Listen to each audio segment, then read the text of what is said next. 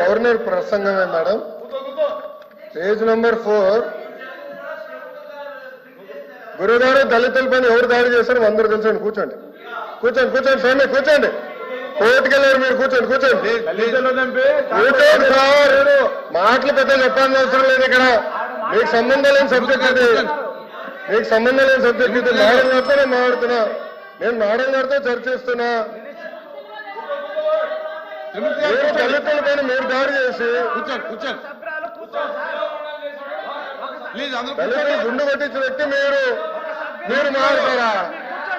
మీరు మారుతారా? మీరు మారుతారు అధ్యక్ష? మీరు ఎట్లా మారుతారు? మీరు దయచేసి కూర్చోండి. చాలా స్పష్టంగా చెప్తున్నా. ఎందుకు మారుతారు? మీరు మాట్లాడేది మీరు ఒక ఎత్తు, ఇంకొక ఆయనేమో డైరెక్ట్ గా శవాన్ని డోర్ డెలివరీ చేశాడు. అలాంటి వాళ్ళు కౌన్సిల్ ఉన్నారు. ఇంకో సభ్యుడేమో డోర్ డెలివరీ కూడా చేశారు. అవసరం లేదు మాట్లాడేది. హలో బ్రదర్, కోర్టుకెళ్ళింది మీరు. లోకేష్ గారు ఫ్యాక్ట్ చెప్తున్నా. లోకేష్ గారు ఫ్యాక్ట్ చెప్తున్నా. ఇక్కడ చాలా స్పష్టంగా లోకేష్ గారు అధ్యక్ష, ఇక్కడ చాలా స్పష్టంగా లోకేష్ గారు తెలుగు చాలా స్పష్టంగా తెలుగు మళ్ళీ చెప్తున్నా అధ్యక్ష. అధ్యక్ష నా దగ్గర ఇంగ్లీష్ ఉంది, నేను చదువుతున్నాను.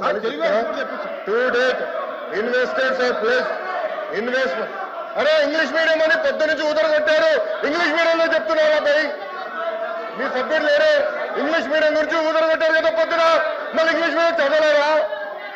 అరే పొద్దున English medium English medium English medium అన్నారు.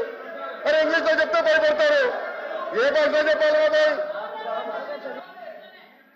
గవర్నర్ గారు చదివింది ఇంగ్లీష్ లో. మీరందరూ బైకాట్ చేయకుండా కూర్చుని ఉంటే బాగుండేది. అరే అది కాదు భయ్, ఇంగ్లీష్ మీడియం చదవకూడదా? ఇంగ్లీష్ లో ఉందని చెప్పకూడదా? అరే మీరే ఇంగ్లీష్ మీడియం అని పెద్ద కొట్టారు. నేను స్పీచ్ ప్రిపరేషన్ వెళ్ళినప్పుడు ఒక సభ్యుడు వేసి ఇంగ్లీష్ మీడియం ఎత్తేస్తామని కూడా మాట్లాడారు. మరి ఎట్లా తెలుగులో మాడితే చెప్పంటారు, ఇంగ్లీష్ లో మాడితే చెప్పంటారు. ఇంకా ఏ భాష మాట్లాడాలి? లోకేష్ గారు సార్ క్లియర్ గా 4వ పేజ్ లో to date investors are pledged investment of 6.5 lakh crores with an employment potential of 4 lakh jobs. అధ్యక్ష ఇది మా పార్టీ విధానం, ఇది ప్రభుత్వ నినాదం. క్లియర్ గా చెప్పాం అధ్యక్ష. గవర్నర్ గారు కూడా ఇది చదివారు అధ్యక్ష. దయచేసి మేడం గారు గుర్తుపెట్టుకోవాల్సిందిగా కోరుతున్నాం.